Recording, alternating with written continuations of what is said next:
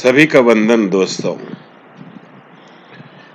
Nirankari mission में एक बहुत बड़ी शख्सियत हुए हैं जिनको लोग निरंकारी बाबा या निरंकारी बाबा हरदेव सिंह जी महाराज, सदगुरु बाबा हरदेव सिंह जी महाराज के नाम से पहचानते हैं।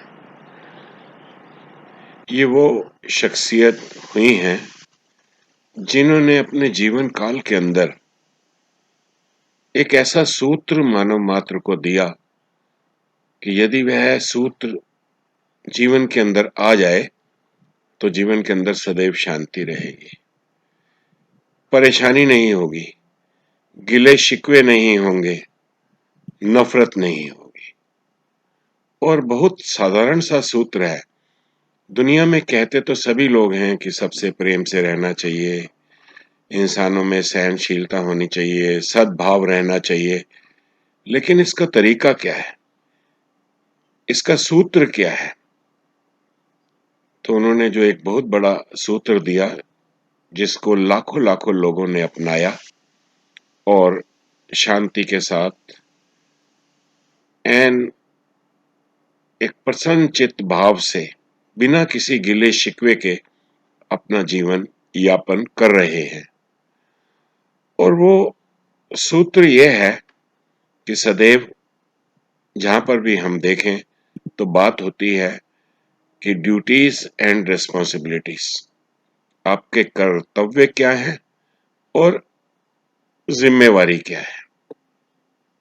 कर्तव्यों की पालना ईमानदारी से अगर इंसान करता रहे और जो जो भी जिम्मेवारियां हैं उसको निभाता रहे, और बहुत से लोग हैं जो ऐसा कर रहे हैं लेकिन फिर भी मन में अशांति रहती है, फिर भी मन में परेशानी रहती है। इसके साथ जो एक बात, जो एक सूत्र में उन्होंने और कही कि हमें अपने अधिकार छोड़ देने हैं, अधिकारों की बात नहीं करनी, केवल और केवल अपनी जिम्मेवारियां निभानी है और बड़ी कर्तव्य पूर्णता के साथ जो जो हमारे फर्ज हैं उनकी अदायगी करनी है। हमेशा ये ध्यान रहे कि मैं कहीं ना कहीं जवाबदेह हूं, कहीं ना कहीं मेरी आंसरेबिलिटी है। इस भाव से यदि आदमी अपने कर्तव्य निभाएगा और जिम्मेवारी निभाएगा, ये ध्यान में रखते हुए कि मेरी कहीं ना कहीं जिम्मेवारी है, मैं कहीं ना कहीं इसकी जवाबदेही है, I am answerable to somewhere. और इसके लिए उन्होंने जो भी उनके करीब आया उनको डिवाइन लाइट दी कि परमात्मा का, ईश्वर का, निराकार का बोध कराया कि ये निराकार सर्वव्यापक है और कहीं हो ना हो, इस निराकार के आगे आपकी जवाबदेही है, आंसरेबिलिटी है। और इसके साथ साथ अपने अधिकार को ना देखें, क्योंकि परेशानी जब भी पैदा होती है अधिकारों के कारण होती है। ये बात मन में बसा लें कि मैं एक इकाई हूं और मेरा किसी पे अधिकार नहीं। अधिकार मिल जाए तो ठीक है, नहीं मिले तो भी ठीक है, लेकिन जब इंसान ये अधिकारों की बात नहीं करता, अधिकारों के बारे में विचार नहीं करता, तो सीधी सी बात है कि परेशानी खत्म हो जाएगी। मैं अपने कर्तव्य की पालना कर रहा हूं, जिम्मेवारी के साथ कर रहा हूं और मुझे कोई अधिकार नहीं चाहिए। मन शांत रहेगा, मन परेशान नहीं होगा और दुखी नहीं होगा। कई बार ऐसे प्रश्न मन में आते हैं कि मैं तो अपने कार्य को बड़ी जिम्मेदारी के साथ, बड़ी निष्ठा के साथ निभा रहा हूं, लेकिन दूसरा नहीं निभा रहा। उदाहरण के तौर पर ले ले कि मैं सड़क पे गाड़ी चला रहा हूं और बड़ी जिम्मेवारी के साथ चला रहा हूं, हर चीज को ध्यान में रखते हुए चला रहा हूं और अपने कर्तव्य की पालना कर रहा हूं, लेकिन कोई दूसरा व्यक्ति है जो जिम्मेवारी नहीं समझ रहा या नशे में गाड़ी चला रहा है, वो आकर मेरे साथ टक्कर मार देता है, मेरा नुकसान कर देता है। अब उस समय उस समय एक तो ये बात कि वहां पे भी अधिकार मन में ना आए कि मैंने इसको कुछ सजा देनी है या इससे बदला लेना है।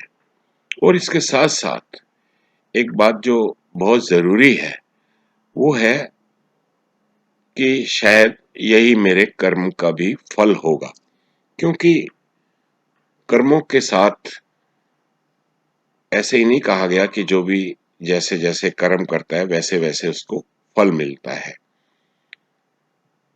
और कई इस थ्योरी पे शायद विश्वास ना करते हों, मगर विश्वास तो करना ही पड़ेगा।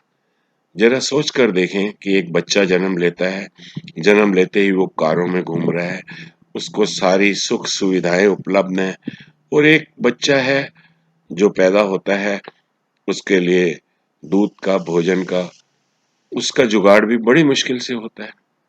तो ये कोई ना कोई ऐसे कर्म हैं जिनके कारण ऐसा फर्क पड़ा है कि एक वहां पे जन्म ले रहा है, एक वहां पे, एक के शरीर में ही जन्म से ही कोई दिक्कत होती है।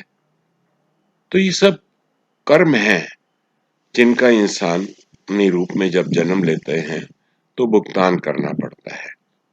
तो ये जो शख्सियत होती हैं, ये जो संत महात्मा लोग होते हैं, ये समझाते हैं कि चलो वो तो हमें मालूम नहीं कि किन कर्मों के कारण ऐसा हुआ है, पर आगे से तो अपने और कर्म ऐसे ना बनाएं कि जिनका हमें आगे आने वाले समय में भुगतान करना पड़े। तो उसके लिए ये जागरूक करते हैं। फिर जब इंसान जागरूक होकर चलता है तो पुरातन कर्म तो सहज धीरे धीरे उनका तो भुगतान हो जाता है, लेकिन आगे के लिए वो जागरूक होकर ऐसा नहीं कि अधिकार के कारण और कुछ ऐसे कर्म खराब कर लेता है कि मुझे ये अधिकार मिलना चाहिए, मेरे साथ ये होना चाहिए, मेरे साथ वो होना चाहिए, तो और अपने आने वाले कर्मों को भी खराब कर लेता है। ये बिल्कुल सही बात है कि जो इंसान ने बोया होता है वही उसको प्राप्त होता है, वही उसको मिलता है। और इसके साथ साथ कुछ कर्म ऐसे होते हैं जो हमें करने होते हैं और वो हम कर नहीं पाते। उदाहरण के लिए ले लें कि जब हम, जैसे एक व्यक्ति है, वो कहीं कार्य करने के लिए जाता है, किसी कहीं पे नौकरी करता है, कहीं कोई व्यापार करता है, कोई भी काम करता है, तो उसमें अपनी मेहनत करता है, उसके बाद कुछ वो धन अर्जित करता है। अब वो धन अर्जित करता है क्योंकि उसने मेहनत की है, मेहनत करके ये कमाया है, तो उसका वो इस्तेमाल करता है। लेकिन कभी वह ये नहीं सोचता कि मेरा शरीर 5 तत्व का बना हुआ है, मेरे इस कर्म में और भी बहुत कुछ सहयोगी हुआ है, जैसे ये वायु जिससे मैं सांस ले रहा हूँ, इस वायु ने सहयोग किया है, ऑक्सीजन ने सहयोग किया है, सूर्य की गर्मी है, धूप है, हवा, पानी, ये सब चीजों ने मेरा सहयोग किया उस कार्य को करने में, तब जाके मेहनत तो मैंने की है, लेकिन इनमें इनका भी योगदान है। अब आदमी इधर ध्यान नहीं देता। तो इसके लिए पुरातन से पुरातन ये बात चली आ रही है। कहीं पे क्या कहा, दान दो, डोनेशन, कहीं पे इसका रूप दे दिया सेवा का, कि ताकि किस रूप से इन सब का भी जो योगदान मेरे को जो जो कुछ अर्जित हो रहा है उसमें है, वो इसका भुगतान होता चला जाए। तो इसीलिए ही सतगुरु बाबा हरदेव सिंह जी महाराज, निरंकारी बाबा जी, ये भी सेवा के महत्व को बताते थे, ताकि एक तरफ तो जहां हमने अपने कर्तव्यों की पालना करनी है, जिम्मेवारी के साथ पालना करनी है, ये सोचकर कि अगर कहीं मेरी जिम्मेवारी नहीं है, लेकिन ईश्वर परमात्मा जो कण कण में व्याप्त है, जिसका बोध कराया गया है, इस परमात्मा के आगे तो मेरी जिम्मेवारी है। और एक और बात कहा करते थे कि संत जनों का संग करना है, जिसको सत्संग कहा गया है। सत्संग में यही चीजें दोहराई जाती हैं बार बार, ताकि ये सब इन चीजों का ध्यान रहे। और ये बात निश्चित है, जब व्यक्ति अपने अधिकारों की तरफ ध्यान नहीं, अधिकारों को छोड़कर केवल अपने कर्तव्यों और जिम्मेवारियों को निभाता है, तो सबसे उसका प्यार बना रहेगा। क्योंकि प्यार टूटता ही तभी है जब मैं किसी से अपेक्षा करता हूँ मुझे ये मिले, ये मेरे साथ मेरा सत्कार करे, ये मेरी सेवा करे, ये मेरा कहना माने, लेकिन जब मैंने अधिकार छोड़ दिया, मेरा किसी पे कोई अधिकार नहीं है, तो अपने आप फिर एक नॉर्मल, एक साधारण तौर से सभी से मिलेगा।